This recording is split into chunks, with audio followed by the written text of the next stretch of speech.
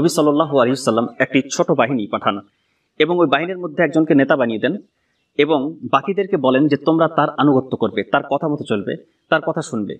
এখন চলতে চলতে কোনোভাবে সেই আমির মানে সেই নেতা কোনো ক্রমে তার সঙ্গীদের প্রতি একটু নারাজ হয়ে যান। এবার তিনি বলেন যে রাসূলুল্লাহ সাল্লাল্লাহু আলাইহি সাল্লাম কি আমার আনুগত্য করতে বলে নাই? তারা বলছে হ্যাঁ বলেছেন। তো তাহলে তোমরা কাঠ একত্রিত করো। তারা সকলে কাঠ একত্রিত করলো এবং তিনি বললেন আগুন জ্বালাও। আগুন জ্বালানো হলো। এবার তিনি বললেন তোমরা সব আগুনে প্রবেশ করো, আগুনে ঝাঁপ দাও।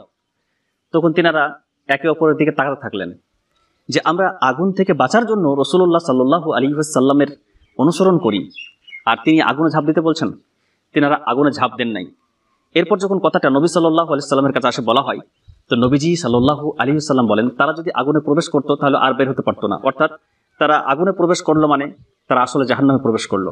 নবী সাল্লাল্লাহু আলাইহি ওয়াসাল্লাম বলেন ইতাআত অসৎ কাজের উপরে নয়, ইতাআত সৎ কাজের উপরেই করতে হবে। এই কথাটা নবী সাল্লাল্লাহু আলাইহি ওয়াসাল্লাম স্পষ্ট বলেন।